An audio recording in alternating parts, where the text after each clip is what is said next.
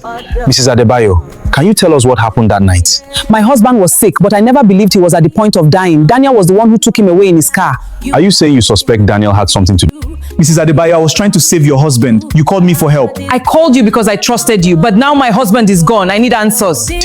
I would never hurt him. I did everything I could to get him to the hospital. We will find out what really happened. This is the story of Daniel Okoro, a man known for his kind heart and willingness to help others, a simple act of compassion and a genuine desire to save a life. Unfortunately, turned into a nightmare as his good gesture placed him in a situation he never imagined, fighting to prove his innocence. Stop! Pull over! What are you doing driving around with a lifeless man in your car at this hour? Officer, please listen to me. He's my neighbor. His wife called me because he was very sick. I was taking him to the hospital alone at midnight. Then how did he end up dead in your car? I don't know what happened. His condition got worse on the way. I tried everything I could. People say many things when they are caught. You need to explain yourself at the station. Court, officer, I was only trying to help him. I didn't do anything wrong. We'll let the investigation determine that. Step out of the car.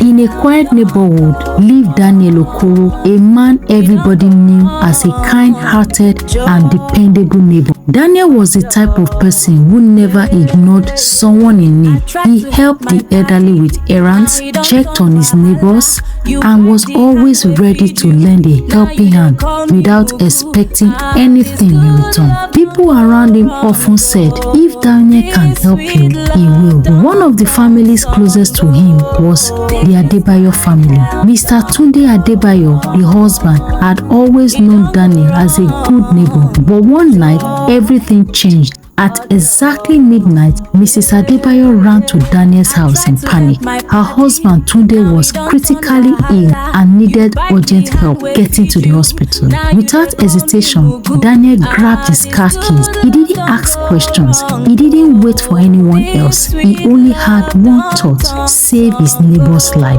But that decision could later turn his world upside down.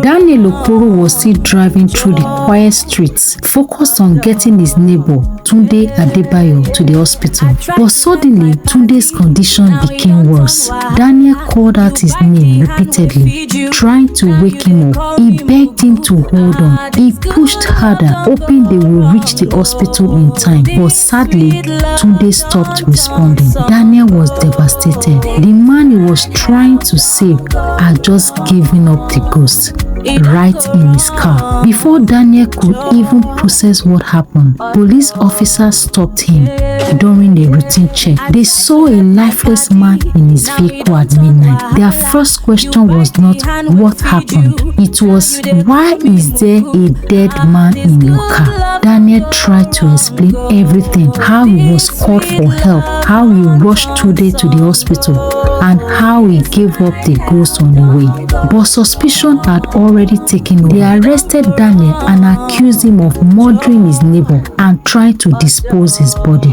The same hands that tried to save a life were now being treated like the hands that ended one. But the biggest shock was yet to come.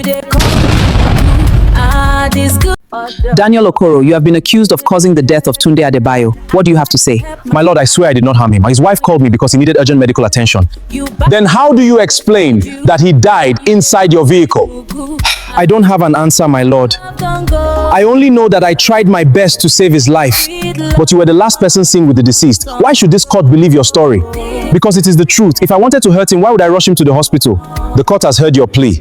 Please, all I did was try to help.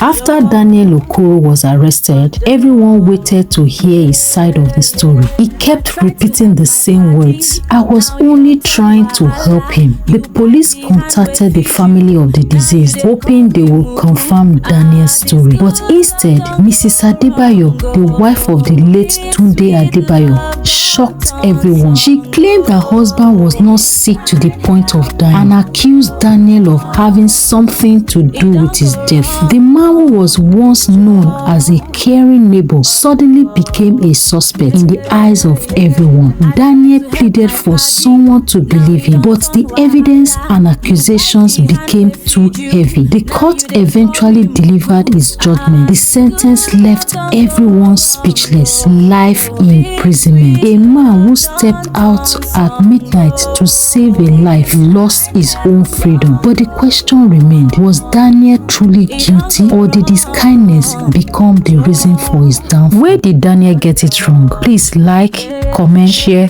and follow for more. Now he don't turn wahala. You bite the hand we feed you. Now you they call me move.